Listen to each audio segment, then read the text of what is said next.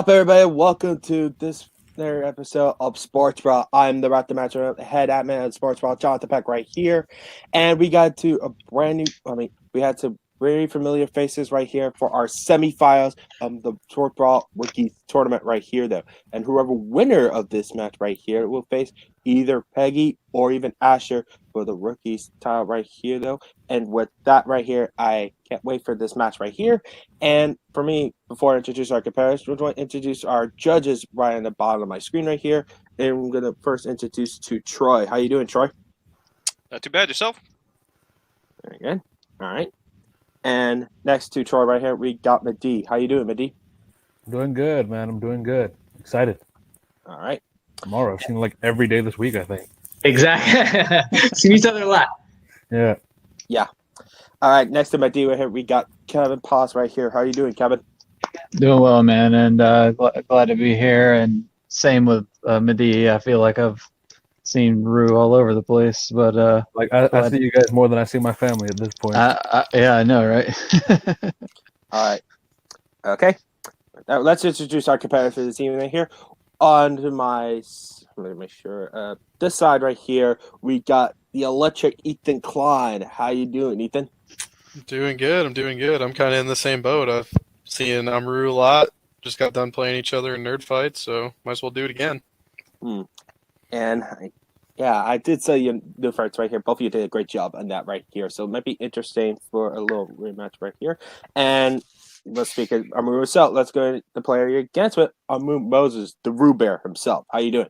I'm doing all right. Not only did me and Ethan just finish that nerd fight, I'm in the middle of watching his three-way trivia match. I haven't finished it yet in another league. So seeing Ethan a lot, and was nervous first time I fought him, and then after that, now I'm even more nervous. So I need to make sure that I bring my A game today.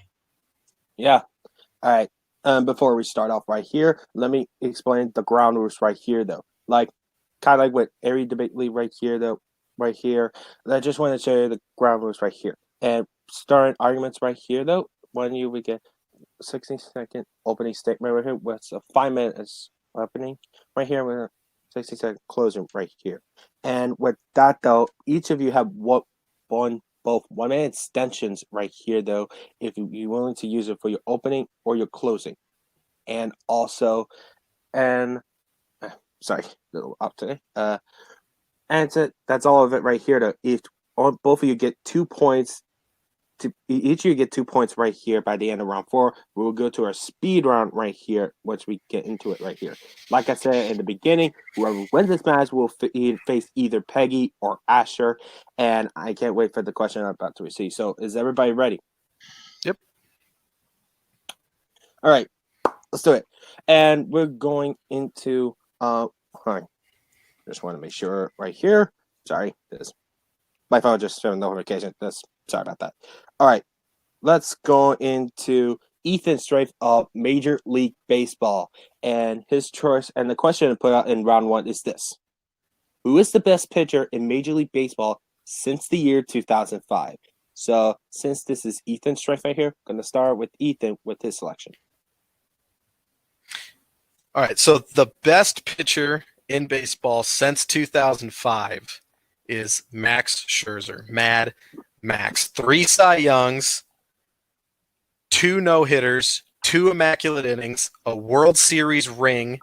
This guy has been nothing short of dominant. He's done it in both the American and National League, 1 Cy Youngs in both leagues. That is a rarity. So many pitchers, especially today, they can dominate in one league, and then for whatever reason, whether it be going from facing pitchers to facing a DH or the opposite way, the strategy involved in the NL because of that pitcher spot, whatever it is, transitioning from one league to the other seems to trip guys up. Not Mad Max. He has been dominant ever since he became a Tiger. He did have a couple seasons with the Arizona Diamondbacks where he was not considered a top flight guy, but whatever it was, when he became a Tiger, he turned it on and was consistently helping lead teams to the postseason, deep into the postseason, and eventually a World Series title just this past year. He has been consistent, always just getting up near 200 innings, coming close to, if not leading the league in strikeouts, which he's done multiple times, multiple win total, led the league in wins. And again, the 3 Cy Youngs capping it off. This man has been dominant, including dominant in the postseason, which we're going to get into. That is so key, how great he's been in the postseason. All right. Line on the timer right here with Max Scherzer right here. Mad Max himself. All right. I'm going to go with Amaru right here with his selection.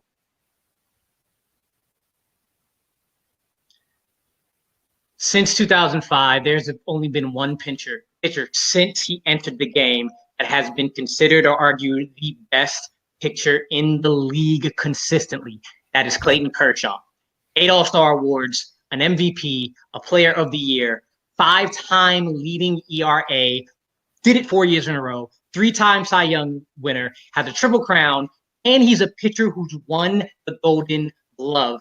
He is the active leader in win percentage. He is the active leader in ERA. He is the active leader in field independent pitching and whip. And he leads in shutouts.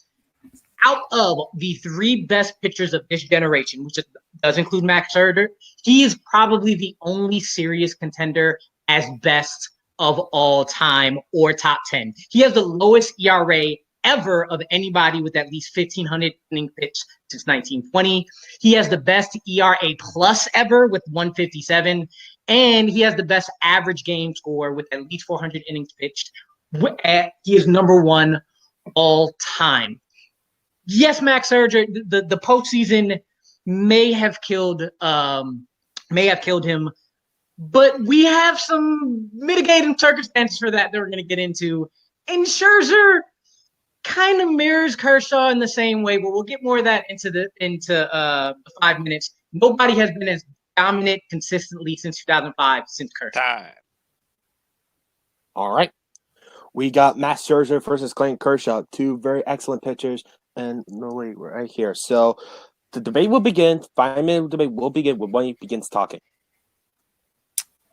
So I mean, let's just dive into it. To me, the difference here is the postseason, where Clayton Kershaw there is no way to sugarcoat it, terrible. A 4.43 postseason ERA when he is supposed to be the guy. Every single time the Dodgers are in the playoffs, he is starting game 1 of every series. His best ERA by round is a 3.99 in the NLDS. It goes all the way up to almost 5.5 in his World Series appearances. That is awful. And I know you alluded to the Astros, right? Sure, they were cheating. Go watch those pitches. When this guy has the pressure on, he just throws cookies dead center of the plate. You don't have to know what's coming. If a pitcher is just dropping sliders, belt high, middle of the plate. That's what he does in the postseason. So many times with the game on the line, elimination games, Kershaw goes out there and gets shelled. Not to mention this past season when Max Scherzer reached the peak, won the World Series, the Dodgers leaned on Clayton Kershaw, 2 straight pitches, home runs in a game the Dodgers were dominating. He had a huge part in the Nationals winning that World Series because he was terrible in that elimination game. He comes in, he cannot handle the pressure in the postseason, so it is hard for me to say he's the best of the last 15 years when every single time he has a chance to show he's clutch, he's not. Okay, so postseason. Out of his postseason starts, he has had at least 4 of them where he's had 7 innings pitched with less than 3 hits and less than 1 run given up. In addition, that 2017 season where he finally started to get it going, he won every single game that he played. And that ERA you're talking about, especially that one in the World Series, was against a team that was cheating. He had win after win after win in 2017. And if possibly, we don't know what would have happened, but that stain of the Houston Astros cheating in that game where Kershaw had over 5 ERA, if they would have won that World Series, if they wouldn't have cheated, that could have gotten that postseason monkey off of Kershaw's back. It would have changed his past, and mentally could have been like, oh, yes, I can do this, to change the bad 2018 postseason he had. But think about Max Scherzer. Max had a 4-5 postseason record before the 2019 run. You said the difference between the two are the postseason. No, the big difference between the Two is that in his first 5 years in the league, Max Scherzer was a mediocre to run-of-the-mill pitcher. He had over a 3.88 ERA, a 110 ERA plus before 2013. And every single year he pitches, there is a stretch where he's not doing too well. Yes, in the postseason, Scherzer did eventually get over that hump, but he was in the last 15 years. You can't call him the best of the last 15 years because of how much of a late bloomer he is. Outside of that World Series, Kershaw killed Scherzer, beat Scherzer in almost every single statistical category, period. They have the same amount of Cy Youngs. So, I mean, that's something where they're even. They each have 3. Scherzer has an extra no-hitter that Kershaw doesn't have. He's done an immaculate inning twice, which I don't want that to be overlooked. That is an insane thing. Immaculate innings are 9 strikes, 3 strikeouts, boom, you're in, you're out. He's done it twice. Kershaw's never done that. He has 250 more strikeouts, and they've pitched the same amount of time. And you said that Scherzer was a late bloomer. That just shows the level of dominance he's had because he had those first 2 seasons in Arizona where he was not as good. He has upped his level to such a degree. And you said that he was a middling pitcher based on his record in the postseason. Honestly, as far as pitchers go, I don't care about wins and losses. That is a stat that is old and tired, and every pitcher will tell you that it is an old and tired stat because you can lose a game 1-0, and that does not say how you pitched that day. What matters is runs given up, and he has given up significantly less runs in the postseason than Clayton Kershaw. His worst ERA in any round is a 3.86, which is better than Clayton Kershaw's best. And you want to take out the World Series against the Astros, he was even worse in the World Series against the Red Sox when they weren't cheating. So Astros may have been cheating, but he got shelled even worse the next year. But again, that mindset that he had to lose and had to do that against a cheating team, killed him into 2018. Yes, he might have more strikeouts, but in the same innings pitched, but he has a lower WAR, a higher ERA, and a lower ERA plus. I will go into when I'm done. Oh, right. That's stats. All right. All right. Very good arguments for both of you right here. So since this is Ethan Straight with Major League Baseball, for the closing argument right here, we'll go to Amaru with this one. 60 seconds. Oh, the closing will begin when you begin talking.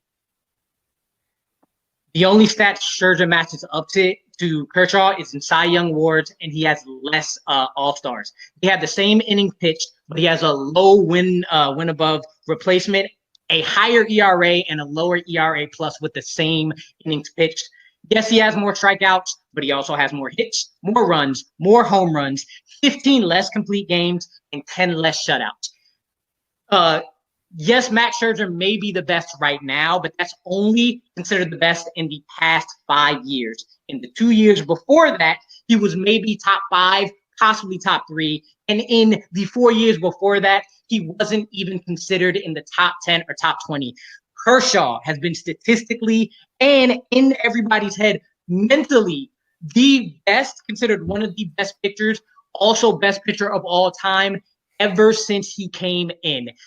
I will say this later. I'm going to say it now. Overall trumps what's going on now. Kershaw has a better overall 15 years than Max. All right. We're going to go closing on Amaru on this one. We're going to start with Ethan, the same thing. 60 seconds will begin when you begin talking. You mentioned mentality. Mentality is so important. It is not an excuse that Clayton Kershaw faced a team of cheaters. A lot of people in that season faced that team and were able to bounce back. If that was bad enough that it shook him to be as awful as he's been the last 2 seasons in the postseason, that shows that he is not at the top of his game. Max Scherzer is at the top of his game. He's had a 20 strikeout game. That's an MLB record that Clayton Kershaw has not touched. This man has accomplished everything a pitcher can accomplish, and he's done it in both facets. It's not just right now. Everything does matter. It's not best regular season pitcher. It's best pitcher. And Max Scherzer has kept himself right there in that top 3 in terms of regular season, and then he jumps ahead of him because there is a massive gap in terms of how much they've helped their team win in the postseason. Clayton Kershaw has a negative win probability added in the postseason. That means the guy, the number one, the guy they need, has cost them games more often than he's helped them win games. All right. Very good closings for both of you right here. I'm going to do the decision making to my judges in the bottom right here. We're going to go with start with Troy on here. What argument swayed you right here, though? And what do you think of the debate and who deserves the point?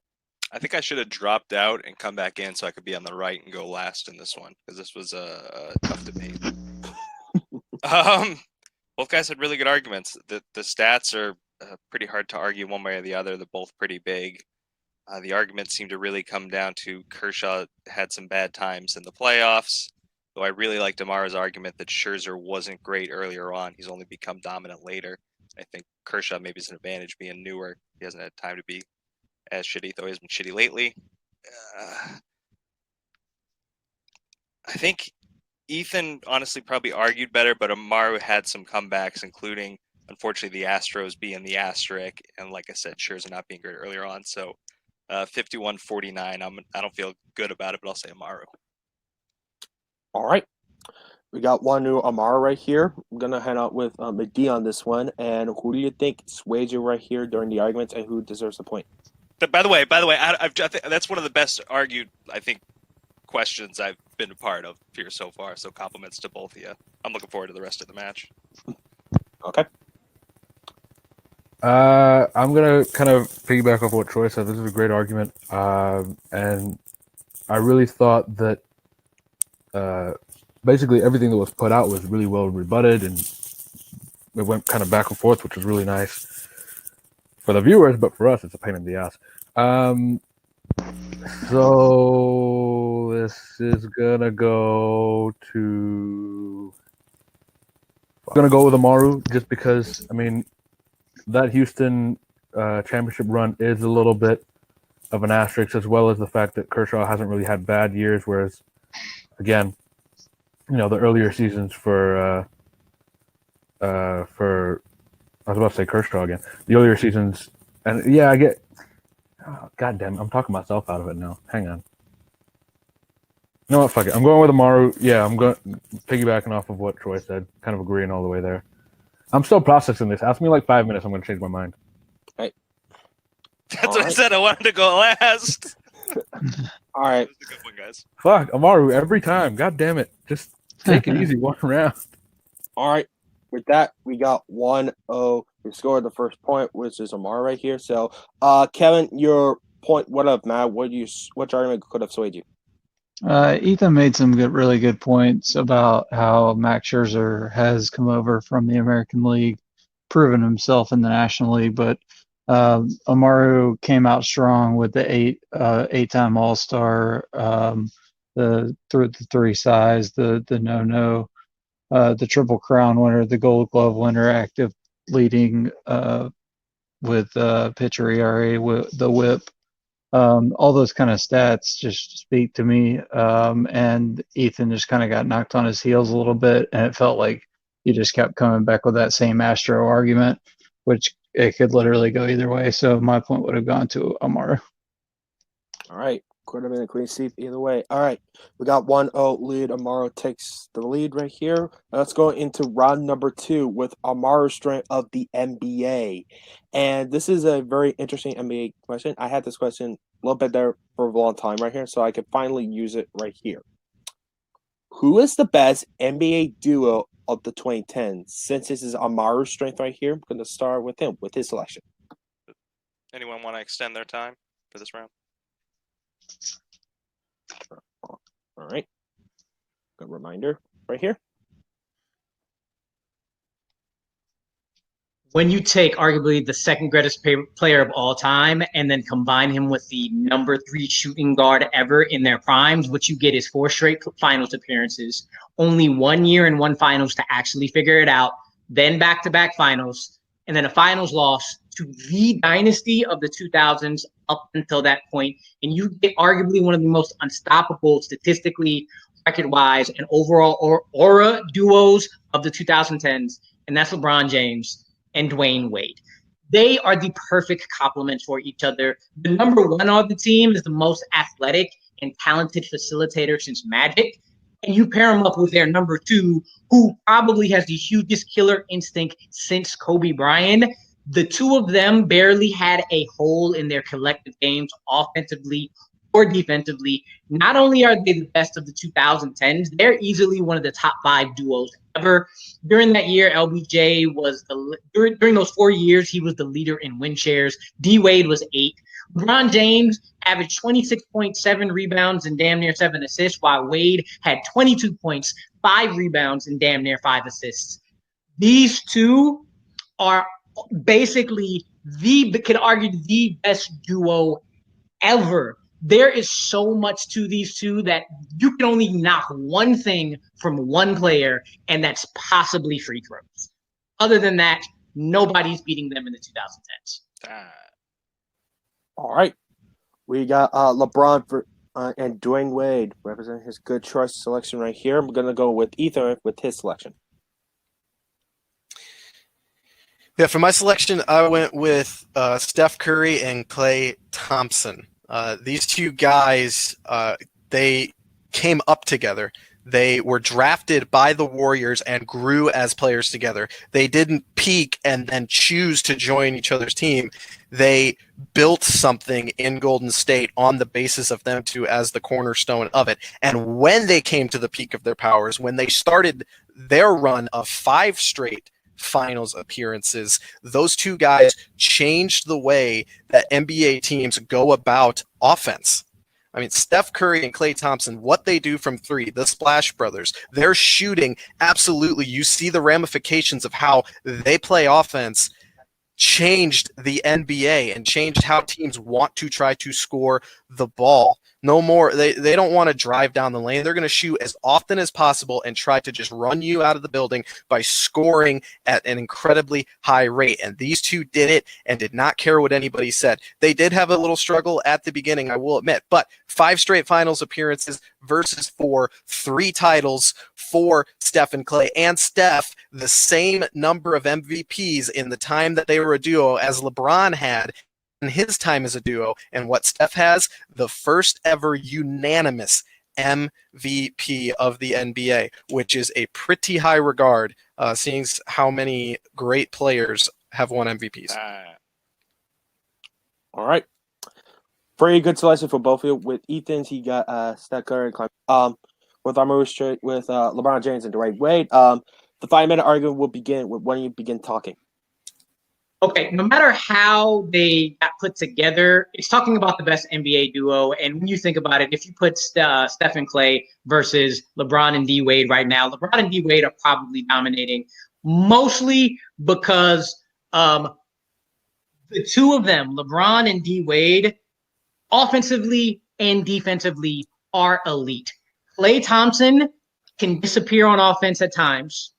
And Steph is a complete liability on defense. The finals that they lost to LeBron, you know what they lost it on? Yo, Kyrie got the ball. Go get Klay off him. Go put Steph on him. What happened? Step back, 3. Exactly. You can think about that. You can think about LeBron staring at Steph when he was trying to look at him.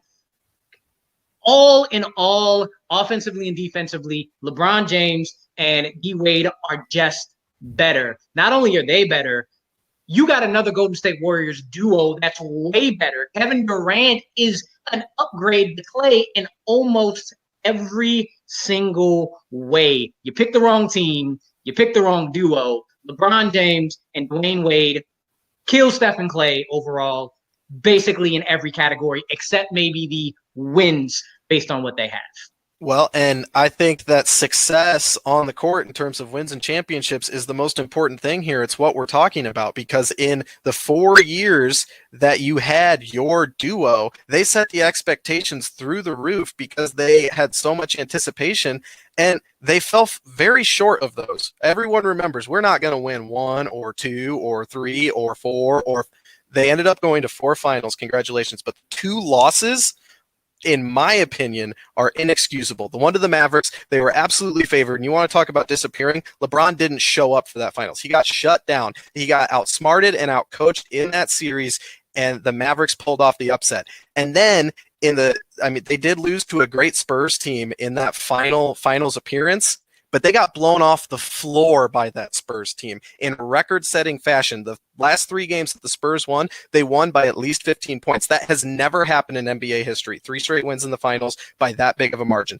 They got embarrassed in that final series, whereas the Golden State Warriors, led by Steph and Clay, have 3 championships, and their 2 losses are 1 to a Superman effort to your man LeBron, but that's not a part of his duo with D-Wade. It's a different team that he was on in a different part of his career. And then the last one they just most recently lost, Clay was hurt, KD was hurt, Steph wasn't 100%, and they lost to a team of destiny in a very competitive series. They were never embarrassed in their finals appearances. They might have not been embarrassed, but if you want to talk about something like that, wasn't that team that they lost, weren't they the best regular season team of all time, and then still lost to a duo of LeBron and Kyrie, who is nowhere near as good as the duo of D-Wade and LeBron? And our embarrassing loss is in the first year where they're still trying to figure everybody out. You said it. They are 100% into the finals every 4 year they go into. But on top of that, LeBron and Wade are the second best scoring duo of the 21st century. You want to talk about Steph and Clay being great on offense? Their combined points per game since they've been together is 43.6 points. LeBron and D-Wade, 52.2, which is even better than Steph and KD's, which is 52.1. On top of that, the Heat were always top 5 defensively rating. D-Wade holds the record for the most blocks by a guard. LeBron James was all defensive each year of those 4 years he was in. First team all 3 years. If you want to go individuals, LeBron James went to 8 straight finals? But even then and there, if you take the 2 together, you put them and play a game against each other, there is no way Steph and Clay are winning, because Clay can go cold and Steph cannot guard for anything. You cannot put 2 great offensive players, one can play great defense and one is against 2 of the greatest offensive and defensive players of all time. It just doesn't compare. Okay, but I don't think this question is we're just going to play a 2-on-2 game and see what happens. That's not the root of the question. The root is who is the better duo, and to me that is who is the more successful duo. And yeah, sure, Clay can go cold. He can also go incredibly hot. He has the record for most 3-pointers in a finals game. He has the record for most points scored in a quarter during that run with him and Steph. These guys are next level amazing at scoring the basketball. And at the end of the day, Clay is also a shutdown defender. He would go one-on-one with guys time in and time out. He is not this liability. Steph's not the greatest defender, but Clay can shut guys down. They have the talent, and they have more success. All right. Great arguments for Ethan and Amaru right here. They're very good reasons why they're the best duo around the NBA. So since it's an Amaru straight right here, we're going to go with Ethan right here for his closing. Timer begins when you begin talking. 5 finals appearances versus 4, 3 championships versus 2. Steph has 2 MVPs, one of them the only unanimous MVP in NBA history. And here's the thing, you said it yourself, that the upset in the first finals appearance for the Heat, it's the first year together. They're trying to figure things out. That lost it. While in their 4th year together was the real embarrassment. When they've had time to come together as a team, to gel, to be at their peak, they absolutely got run off the floor and embarrassed in that final series.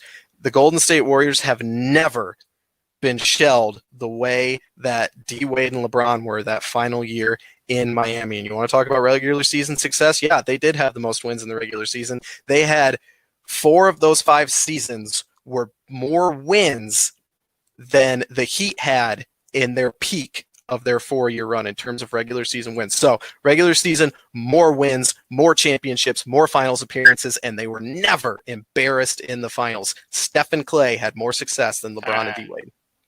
All right. Wow. Great closing on Ethan's point right here. We're going to go with Amaru with this one right here. The timer begins when you begin talking.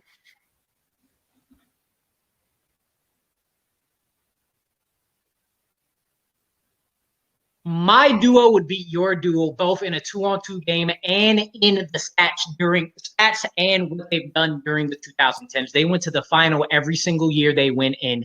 They went to the finals where they're the number 1 and number 2 every time they played. Two of those finals wins for Steph and Clay, you had KD on there, who again a better duo than Steph and Clay on their own. LeBron James, the second greatest player of all time.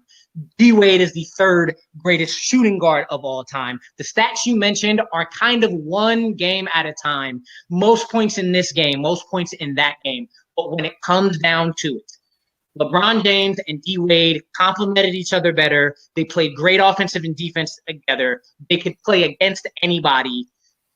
Klay Thompson is a great defender, can go away offensively. Steph Curry is one of the greatest offensive players ever. Defensively, you don't even consider him. LeBron James and D Wade are way above both. All right. Wow. This is kind of like what Troy said a little early on, though. This might be my favorite argument both of you played so far, though. Right here, we didn't get to the later questions yet, so this is going to be very interesting right here. So I was thinking the same thing. I didn't want to repeat it again, but yeah, this is a good argument. All right. With that, since right here I don't have to judge on this one right here, I'm going to go with Madi on this one right here, and I just want to tell you that who gets the point and why, and who think will have a better argument. I haven't made a decision yet, so give me I don't know how long this is going to take. Yeah, just give me a bit. I'm going to work my way through this. Ethan, you had a really killer closing argument, which really brought your points back for me. And I thought that Amaru had a really good point that they weren't necessarily the best duo of that team. And then most of the arguments kind of came around where the finals and their finals appearances of how the Heat did not do as well as the Warriors did in their finals runs. I think I'm going to go with Ethan on this one, just by the slightest of margins, simply because, and it's going to sound so ridiculous, but it's just the numbers. You get 3 championships compared to 2 out of 5 compared to 4 years, and that's literally because every other point that I have in my head and what I've written down is you match each other so well. And, yeah, so I'm going with Ethan on this one. All right. We got 1-0 Ethan right here. We're going to go with Kevin on this one right here. Who do you think have the better argument right here, and which points you should give it to? This is a really good one. When Rue came off the hop with LeBron and Dwayne, I didn't even know who Ethan was going to pick. But excellent pick with Steph and Clay. You came off hot with your opener, and all your stats are wonderful. But when you're talking about LeBron James and Dwayne Wade, it's like stats versus stats. They're going to be pretty equal. Rue hit you, Ethan, with a couple of really key arguments. Steph being the liability on defense, the stare down by LBJ, and that little incident. The better Golden State duo. You used the youth of squad as an excuse. That works both ways.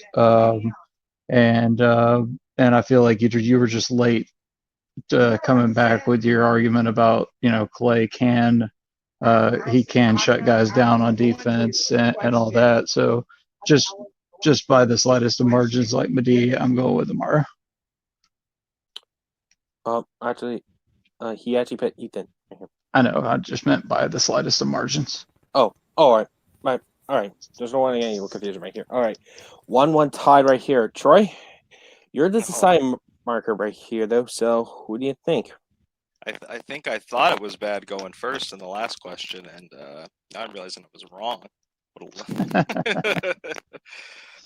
Yeah, like everyone said, this is another great argument. I went back and forth so many times. I think Ethan had the way better opening, throwing out more of the numbers with the 5 straight finals appearances, the fact that they kind of changed the offense of the league. They had a nickname, Splash Brothers, I like that.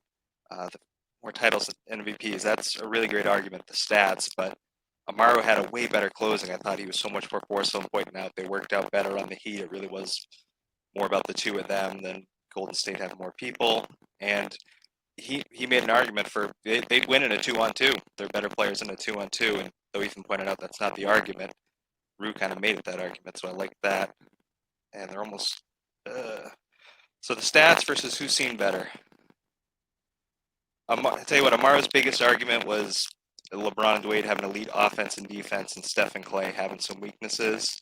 And even though he didn't get it done as much as Golden State, I think when it comes down to the duo themselves, Rue argued better that they're the better all-around duo. I'm going Rue. All right. With that, we got another point to Amaru right here, though. So They also have the greatest picture in NBA history, by the way. I love that picture. For the record, I'm from Boston, so I hate LeBron and the Heat. So. Ha ha. All right. From Atlanta, so I feel you. All right. Has Atlanta been contentious in the last 20 years though? Hey, easy. All right. All right. With that, we got 2-0 Amaru right here, though. All right. This is very crucial to Ethan right here. You need to get this point right here to stay in the game right here, though. So let's go into round number 3. Round number 3, which is Ethan's strength of the NCAA.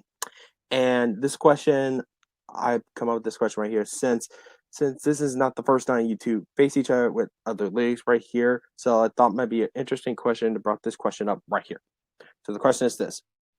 What 2 college football teams had the best rivalry in the NCAA history? So, Ethan, since this is your strength right here, we'll go with you with your selection.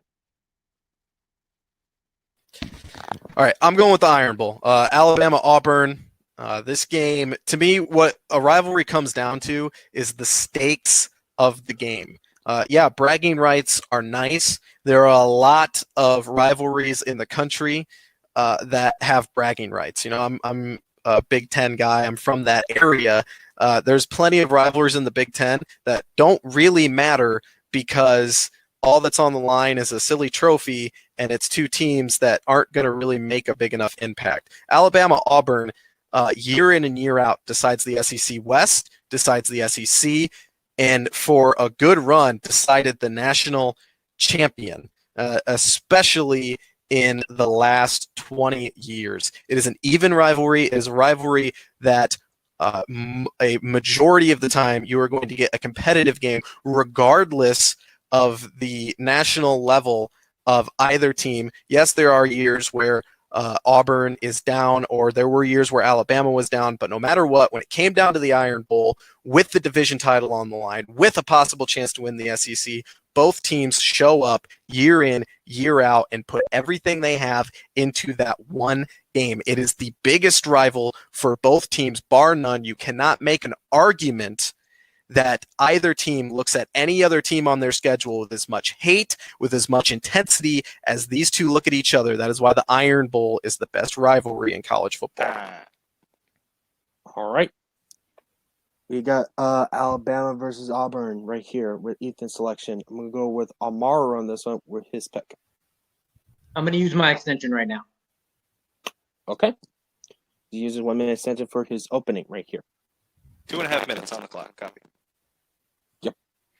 All right. Right. What is your selection? In 1897, there was a rivalry born out of an actual territorial war in Toledo, Ohio. It created one of the most oldest and contentious rivalries in all of sports, not just college football, and that's OSU versus Michigan. These teams have played every year since 1900 except 5. They've had more matchups when they're both ranked in the top 10 than any other rivalry before. They are the number 1 and 2 most winningest programs ever. OSU is tied for the most national championships with 8. They faced each other, being number 1 and number 2 in 2006, as both were undefeated for a chance at the BCS. I'm giving you all this information to tell you over the span of their history, there have been more competitive stakes, there has been more hatred, there has been more everything than any other rivalry ever. History trumps recency, especially when you consideration. I lived in Ohio for a couple of years, and I can't stand those fans, and they can't stand each other. You take into consideration the 10-year war between Woody Hayes and Bo Schembechler of OSU and Michigan State that HBO made a documentary about. That 6 times out of those 10 years, they were top 10 in the league. There's so much hatred between them. Woody Hayes never referred to Michigan other than that team up north. He wouldn't even buy gas in the state of Michigan. In a lopsided 15-14 win, he went for 2 at the end of the game because he says he couldn't go for 3. That's the only reason he went. Followed that year, afterwards, Michigan came back and they were ranked 12 and beat Ohio State, who was number 1 at the time. There is so much hatred that it goes into the states. The government of Ohio banned the use of the letter M during rivalry week. OSU jumps into a freezing lake every year. Michigan State's lay flowers at Michigan cemetery graves every year during the rivalry week. Brady Hoke would refer to Ohio State as Ohio just to go at them. The history, the numbers, there's not a more competitive series. There's not a more hated series than Ohio State and Michigan. There are a couple things that Ethan said that I'll talk about before that, but the biggest thing I want to say is 115 games played each other. They have the closest percentage, 58 to 51. All right. Very good selection. I'm gonna write this one. We got Michigan, Ohio State versus Alabama and Auburn right here, though. 2 well-respected college programs right here. Very good rivals right here. The 5-minute debate. When you begin talking. Well, recency does matter because recency is a part of the history of the rivalry. And in the last 19 years, Ohio State has won 17 times. 9 of those 17 have not even been a contest. They haven't even been close. And you mentioned Brady Hoke. You would refer to them as Ohio to piss them off. Well, it worked because Brady Hoke continually got destroyed by Ohio State. They brought in Jim Harbaugh to turn things around. Never beaten Ohio State. Michigan has single-handedly taken themselves out of national relevance in the last 19 years because of a bunch of different mistaken coaching decisions. And when one of the teams falls off and is not competitive in the games year in and year out, it makes the rivalry mean less. In that same amount of time, Auburn is up 10-9 on Alabama, 1 game difference in 19 years, and total only 6 of those games have been blowouts. No matter the level of ability on any of those teams, those games are always close. They are an entertaining game. They're competitive. Both sides feel like they have a chance to beat their biggest rival, and in 19 years, Michigan has rarely had a chance, and that lessens the value of the rivalry today when you look at it, because it is not as good as a rivalry as it was leading up to the 2000s. You're trying to compare 20 years to 115 games. If you look at Auburn and Alabama, Michigan and Ohio State are consistently are the number 1 and 2 colleges in history. No matter what is happening between that game, they are trying to take recruits from each other. People are always wanting to go to Ohio State, always wanted to go to Michigan.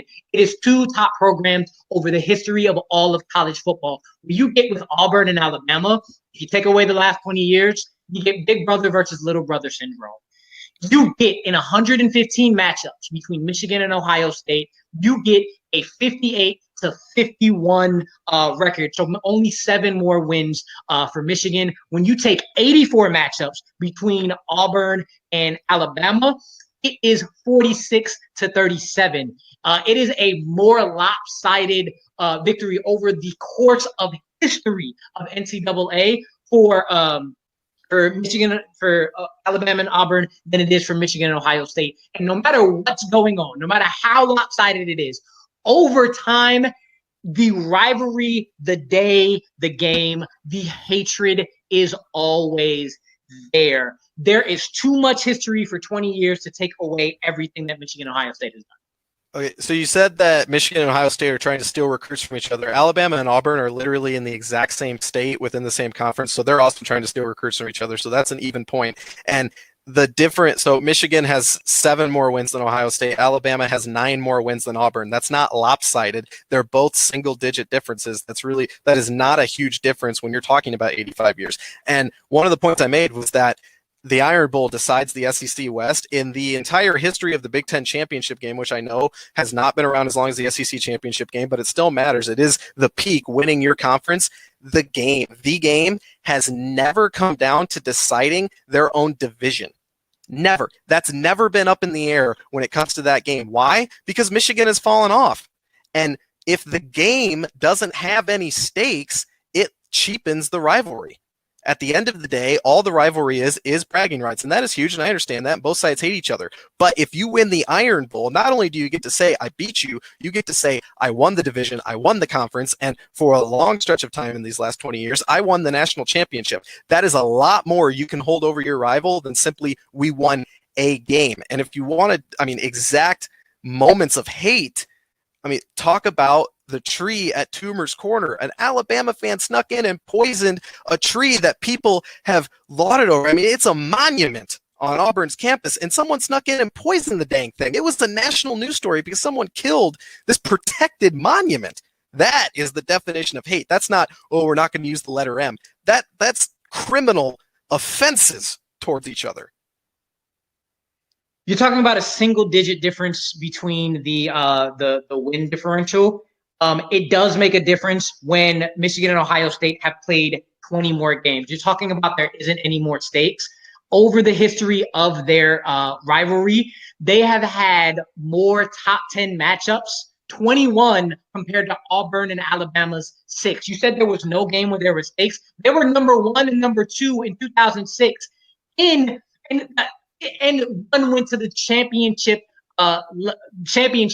off of that. Everything you're talking about, yours is in 20 years. Mine is over a century. Wow. I never thought this argument is about vandalism by a tree, though. So that was just odd right here. Vandalizing a tree. Well, I need to look that up. This is a little bit weird. Okay. Is it Alabama or Gondor? Yeah. All right.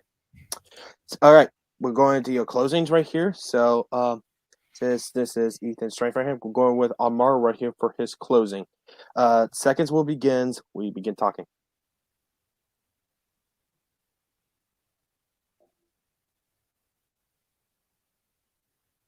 Both rivalries have hatred. I have more anecdotes about the hatred that each other's have for them, but that is pretty much known and a given when you're comparing the two. Yes, Auburn, Alabama in the last 20 years have done a great job of being competitive. But if you want to do that, just find the 20 most competitive years of Ohio State and Michigan and compare it to the last 20 years of Alabama and Auburn. And Ohio State and Michigan are far and above beyond. 21 top 10 matches compared to 6. The 1 versus 2 championship bowl game. They are 58 and 51 in 115 matches compared to 85 with Alabama and Auburn. Our rivalry started with a civil war. They share a border. So they're basically in the same damn state because I lived in Detroit. I lived in Cleveland. I don't know how many times I've gone back and forth. That actually probably makes it even worse because there's no mid-state pride. Ohio history over recent period. All right. Very good closer on move right this one. Ethan, you still have your 1 minute extension right here. Yeah, I'm gonna use my 1 minute extension. All right. 2 minutes. All right. Timer begins when you begin talking. Amaru's made a lot of points about how long Michigan and Ohio State have been playing against each other. Yes, they've played more times, but Auburn and Alabama actually started years before. About 6 years before they played their first game. So they've been playing against each other for just as long as Michigan and Ohio State has. Now, they have no control over conference realignments and certain parts of scheduling that changed how often they played. That's completely out of their control. The total number, yes, is greater in the game, but they started playing earlier. So this hate goes back just as far as Ohio State and Michigan. And you want to talk about the rivalry itself, how important the game is to each side. I've said it already, but Auburn and Alabama, it is the final game of the season. That is it. There is no rival higher. In plenty of different seasons, you can make arguments that Michigan's biggest rivalry game is not Ohio State. They have had plenty of seasons where the Notre Dame rivalry is far more heated. The Michigan State rivalry is far more heated. They spread themselves thin over who's their biggest rival in a given moment. From the start of the season to the end of the season, no matter what is happening, Auburn and Alabama, their biggest rival is each other, no question. It is in the same state. They are sharing that space, sharing those recruits, attacking one another from the get-go. There is no question that the better rivalry game in the same time span from the late 1890s, it was when they each started playing each other, the better rivalry in terms of hate, in terms of competitiveness, has been Auburn and Alabama, not Ohio State and Michigan. And I'll concede my final 15 seconds. All right. Wow. Okay. Whew. I can see rivalry sometimes can be very heated sometimes. Not just the picks, but just the back and forth in general right here. So this is going to be very interesting to our judges right here. Then we're going to start with Kevin in the bottom right here. And just going to go with you. What do you think? I still don't know if I have everything together, but these are two excellent picks again. Let's see. The OSU Michigan pick, excellent pick. Seems like there are always stakes between those two, even if they're not ranked. I don't know if that's just me or what it is, but anytime there's an OSU Michigan game, it's just has that feel. The Iron Bowl, yes, it does always seem to determine the SEC, the West. I don't know if that's actually true or if it really does. I'd have to look deeper into that. I don't really follow the SEC that much. Based on Amaru's historical stuff that he brought up, the Woody Hayes, Bo Schembechler stuff, I really like that team up north. I've always heard that. The winning percentages, the fact that you can't compare, the amount of years to the amount of games that OSU Michigan has, I'm just slightly going to go with Amaru on this one, just by a hair. All right. We got one new Amaru, so I'm going to go with Troy right here, though. So what do you think? I think this was a good one. I went back and forth a couple times. Both competitors made great choices using their extensions. Amaru came out hot. The fact that it started with the real war, back in the 1800s, the longevity between them, the fact that they've always been top 10 teams. But Ethan didn't start out great, but really came back strong in his closing. I love the fact that he pointed out Bama and Auburn have been playing since the 1800s as well. I mean, the fact it hasn't been a rivalry this long is great, but the fact that they've been playing just as long is good. Also, the fact that Michigan and Ohio haven't been competitive lately.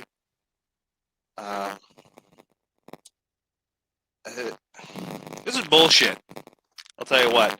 If I were any less scrupulous of a judge, I would change my answer just to extend this. But I'm going to Maru. The difference for me is he talked about the ESPN documentary, and it sounds like that made it more well-known for everybody.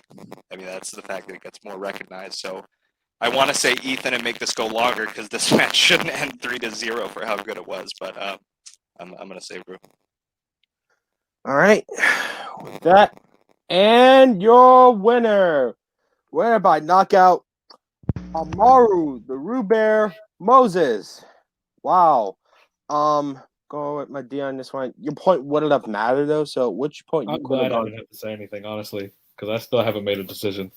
But you guys both had great arguments in that last one too. I personally am an OSU fan, so I didn't want to have that spur my judgment. But at the same time, like that Auburn matchup in the Iron Bowl is a hell of a rivalry. Yeah. Also, real quick, all the people watching, do not poison trees. Just want to make that clear that nobody on this channel is endorsing that you poison trees, and it should not be done because environment, guys, it's important. But yeah, I don't know who I would have given my point to still, and I'm not going to make a decision because I don't have to anymore. So I'm coughing myself out of that one. Respect for the smart move. All right. That. All right. Cool. Fair enough. Fair enough. All right. With that, Amaru wins it right here, though. And before we get to our winner, Amaru, let's gonna talk with Ethan on this one. And Ethan, I just want to say right here, even the score, this 3-0 right here, you still pull up a great match right here. You put some really great points back and forth right here with Amaru right here, though. So, how you feeling right now, and how you doing? I mean, it just losing's never fun, but Amaru is great at it. I mean, I think that we pull the best out of each other because we know that we have to bring everything we have. I mean, it feels like this should be a championship match, not a match of 1-0 to get to 2-0, right? That's what it feels like. So I mean, it sucks that it's the road to get somewhere. Is we have to put so much effort into each other in a semifinal, but that's what we drew, and I hope Amaru keeps winning because I want him to be at the top so I can so we can have this in an eventual championship. Yeah, and I hope we see more. It's kind of like with the round three question right here. I want to see more matches between you two right here, though. Just there's going to be a great rivalry throughout this league right here. So I can't wait for that also. And I just want to say this to you, Ethan, right here. So we've seen you like other leagues right here, though. You are very a smart guy. And you have really great knowledge of not only sports but TV, all that stuff. And I just want to tell you that. There's anything else you want to say right here before I move on to the winner?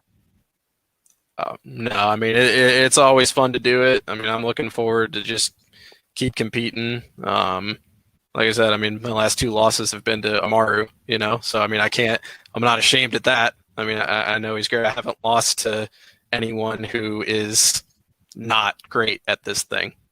So All right, let's go. All right, let's go into our winner, Amaru, right here. We just put up great, amazing. You were just really fantastic right here, and I just want to say, how you feeling right now?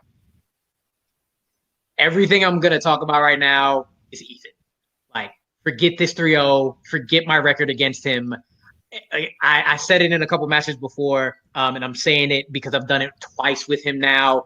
Any three judges could have gone any three ways between the two of us, and the scores and the records between us two are not indicative of how great a debater Ethan is. I was nervous as hell. I did not want to go to that fourth question at all.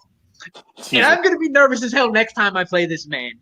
Ethan is amazing, and I have just been lucky enough to get these last two wins. Man, I will see you in championships.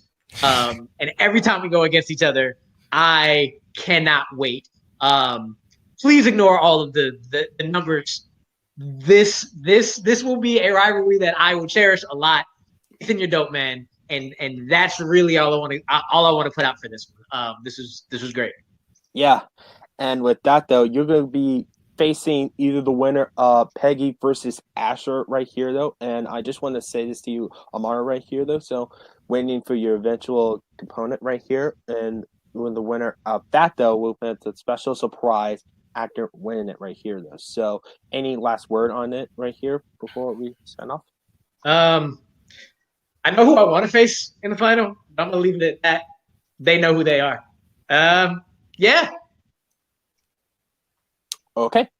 All right, let's go to our judges in the bottom right here, though, and just want to start out with Troy right here. Just wow, this is a very good match right here. And like I'm said, don't like the score. How they get these two competitors playing out this match right here. Just, both of you just put a great back and forth right here based on the amount of research they search for the arguments, the selections they pick. So, what do you think of this argument? So guys, listen. I mean, I'm sure you know it. Jonathan, would suck up to anybody and tell them they're great, but I'm not lying. That literally was the best match I've judged, and I'm not. I feel really bad. I wish I could have lied and extended it and made it go longer, partially just for fun, because that the 3-0 score. If people just look at that and don't watch this match, then they're fools. That was one of the best matches ever. So props to Rue and Ethan. Seriously. All right. Mehdi, what do you think? I'm really glad I didn't have to answer that last one. And I'm glad that it's kind of funny that this match ended on the rivalry question because I can see these guys batting heads against each other for the next little while for as long as these guys compete. Because, you guys both are capable of bringing it, obviously. And again, like everyone said, the 3-0 score is not indicative of what this match was. It was a really hard-fought match. Both of you guys are phenomenal debaters. I was going to say master debaters, but didn't want to make it too easy for everybody out there. But no, you guys are like this judging thing is stressing me out nowadays. Just like with all these matches, just because of how tough the opponents can be. But you guys are probably like up there and like how high my heart rate has gotten of like trying to decide which one of you should get a point because like back and forth, you guys have both been like knocking each other down and lifting yourself up at the same time. But yeah, I don't know what else to say. You guys are the real deal. Okay. Kevin, we'll start with you. What do you think? 100% agree with Madi. You guys have very similar debate styles, and I think that showed today. Definitely don't hang your head about this score. Throw that out the window because you'll definitely see each other down the road again, whether it be in the sports arena or movies or nerdgasm, wherever. You guys will be back. But yeah, I can see it in the way you can formulate an argument and you can express it and you can still fight back against the other's argument. It's just it's a work of art to watch. It's super difficult to judge, which is what we asked for. That's all I can really say. It's been an honor and good job, guys. All right.